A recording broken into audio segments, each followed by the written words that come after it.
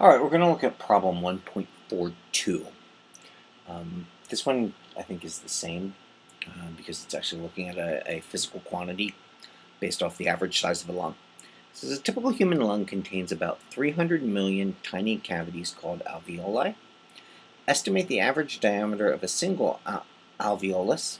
Assume that the alveoli are spherical and the volume of a typical human lung is about 2 liters. So one of the things you get here is there is a lot of information in this. When we get questions like this, we're looking to find what we can measure to find things we know. So the first thing I look for is, well, what is it asking us to look for? And so we're looking for a diameter of a single alveolus. And then in what are we actually measuring? Well, we know that we have 300 million of them.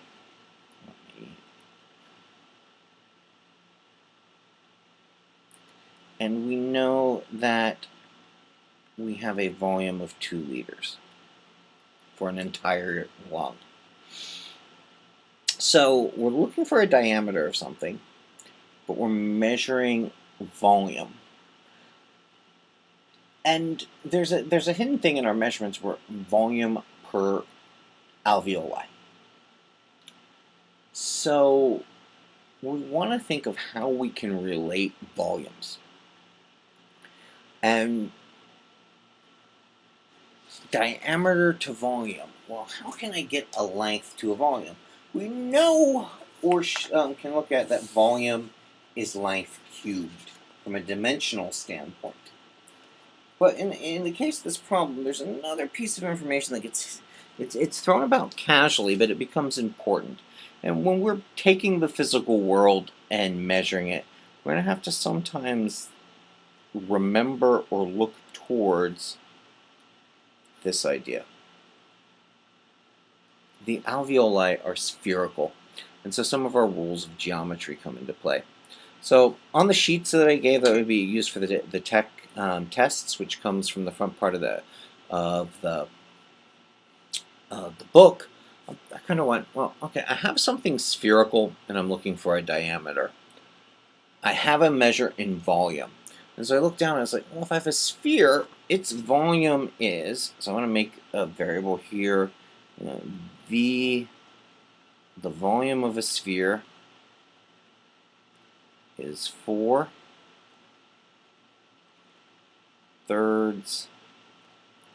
pi r cubed. Well, I have r, but that doesn't relate to diameter. And one of the things that you're going to see is in mathematics, radius works really well for defining something. A radius starts at a point and goes out to the edge. And then the things we build, we just rotate around that point. And so mathematically, the radius is a great thing. But when I go to measure an object, let me draw a circle here. Give me a second. Let me see if I can get my circle tool out. Where did you go? I want to draw a circle here, but if I do it freehand, it might be a bit silly. You're down here. There we go. Yeah. So I'm going to make a squash circle here. I don't want it squashed. I want it to be smaller. I want it to be circular. That's almost good. And so I'll draw a circle. And the idea is, well, radius mathematically is really, really nice, but if I'm coming out here and I'm trying to measure the radius, I've first got to find the center. And just by eye here, look, I'm dancing all around here. Is that the center? And then does that become the radius? Well, if I miss that center up a bit, that measurement's off. But we know a diameter cuts across a circle. And so if I put a vise, I have a vise the wedges on either side of a circle. So I get some type of caliper or a device to measure. And I put that device on one side of the circle and on the other side of the circle.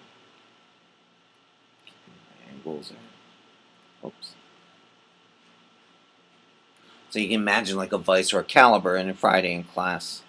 Well, you might watch this video after Friday in class, but when we do the measuring class, we'll use some calipers to measure circles. Well, what happens here is this distance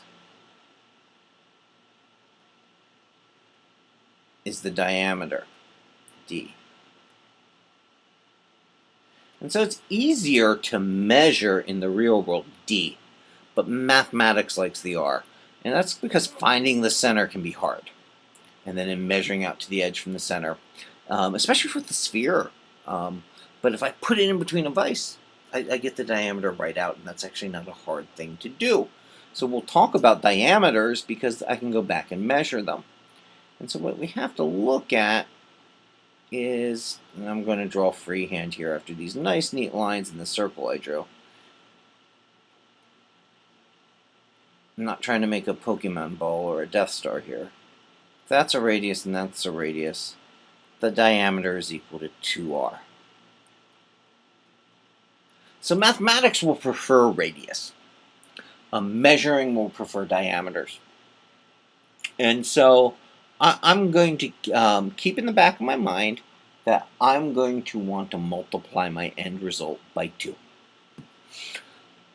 But what I've done is found an equation that relates the volume of a sphere to part of the dimension I'm looking for, which is diameter.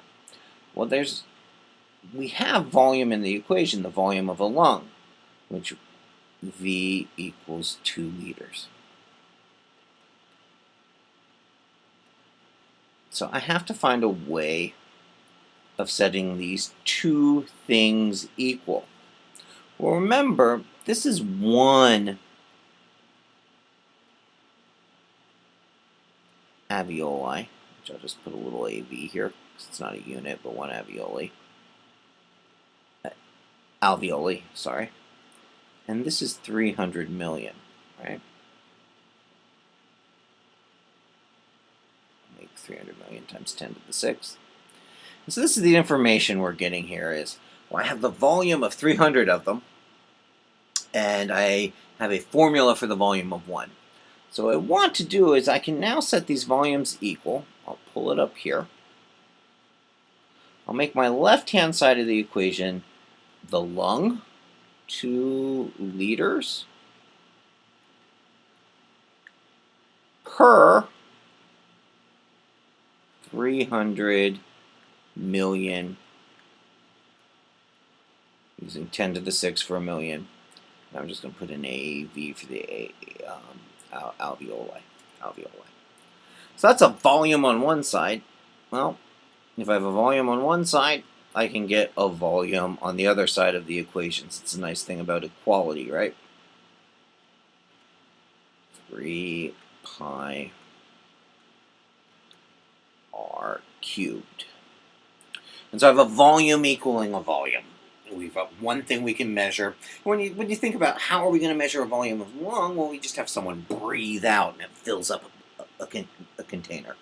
And the volume's easily measured. That's much easier than counting each alveoli and how much it carries. So we're taking the easier way to measure the volume and then go backwards. Well, how do we know there's 300 million? When we dissect lungs, we take a slice, we count how many are in each slice, then we multiply that by the number of slices in the lung.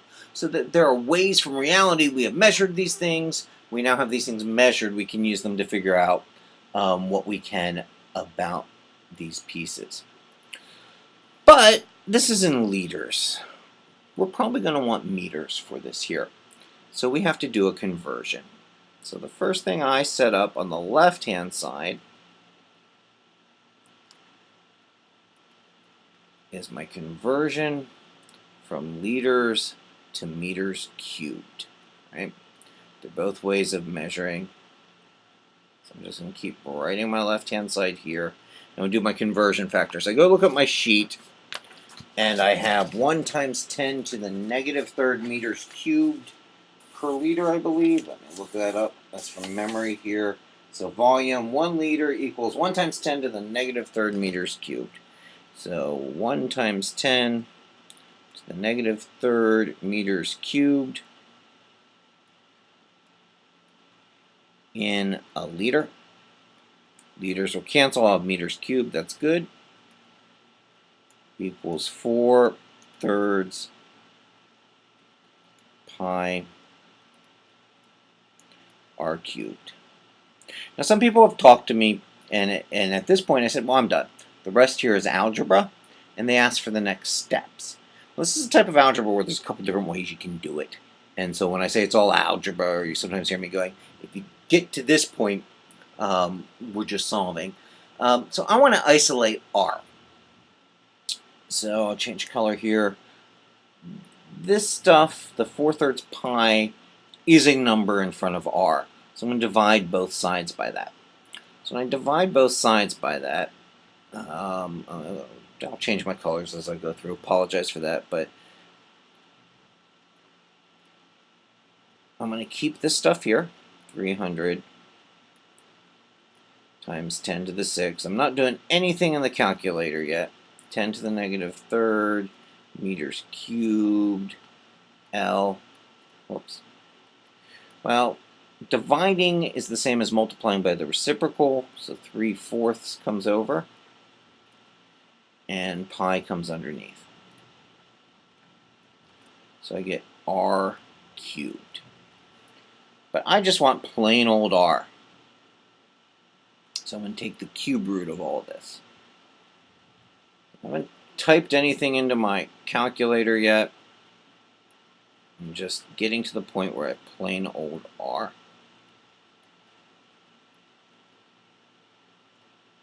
I keep bringing my conversion factors down.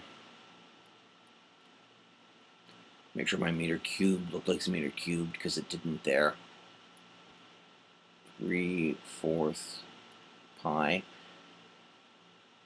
And here you're seeing a notation I like. When I take cube roots, I take to the 1/3 power. That has a lot to do with the calculator I used by hand. The TI-89 does fractional powers. Also, I can use my rules of exponents to deal with radicals.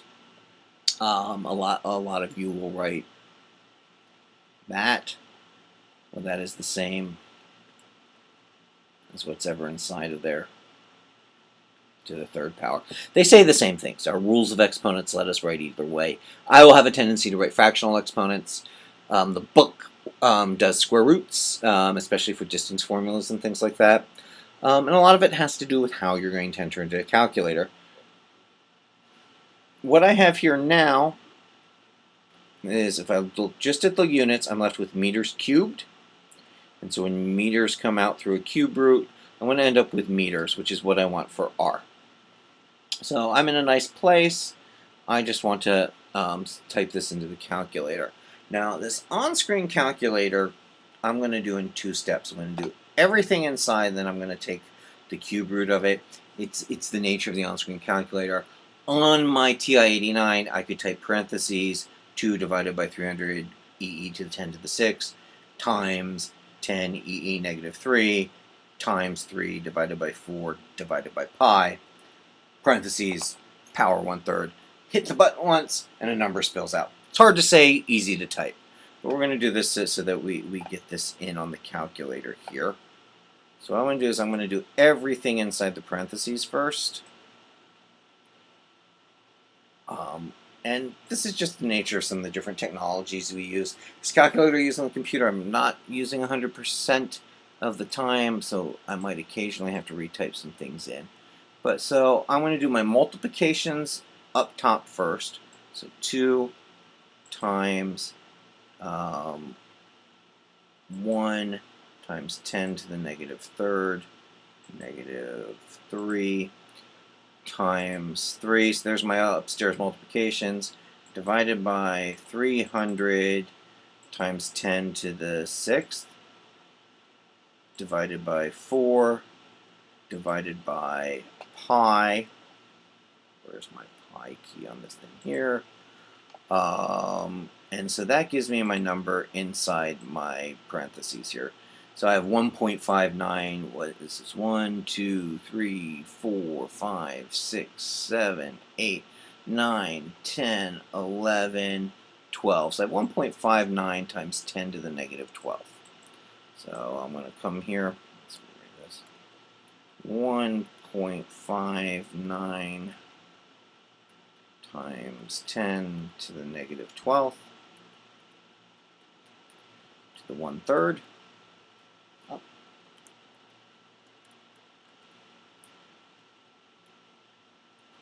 Equals R. And now I want to take the cube root of this answer. So come back to my calculator. And I have this answer. I'll take the cube root. At least this has a key for it. So I get 1, 2, 3, 4. So I have 1.16 times 10 to the 4th. So negative 4th, I apologize. So 1.1, make sure I get my number right here. Sorry about this. This is a screen space problem. 1.17 times 10 to the negative 4th meters. 7 times 10 to the negative 4th meters for the radius. But I want a diameter, so I multiply that by 2. And if you look at the answers, they only want 1 sig fig, so that because we're doing an estimate. So if I'm multiplying this by 2, this will be 2 times 10 to the negative 4th. And so alveoli are about 0.2 of a millimeter in diameter. And that's what we get for D. So the key to this problem is looking at what we can measure, which is we measure a volume. And we're looking for a quantity that was a length. The real key underneath this is what we're mapping into the reality and back was it was spherical. And so we go to these sheets that you're going to have for your tests and volume of a sphere because we can measure a volume. What is a volume of the sphere? And then we can solve down to that linear thing. And this is something you'll see. The issue is not every problem is going to take this exact same step. So we have to get used to kind of looking at, I know this one piece of information, what do I get from that? That can come from our many different realms of experiences. Because physics is mapping reality, you've seen a lot of the products of physics in your mathematics, in your geometry, in your biology classes. And what we're doing is building up towards that. And geometry is very important because one of the dimensions we're dealing with is length. And length in geometry and how those are expressed are a way that we have in our mathematical tool set for describing reality. You'll find as we talk about vectors, particularly the areas of triangle geometry come up a lot. And so this reference sheets that you have a lot of lists of those things. So have those reference sheets there. And sometimes when you're stuck, you just look at, well, what is this useful geometry formulas? Are any of these going to help me? And play with them and see what you can get.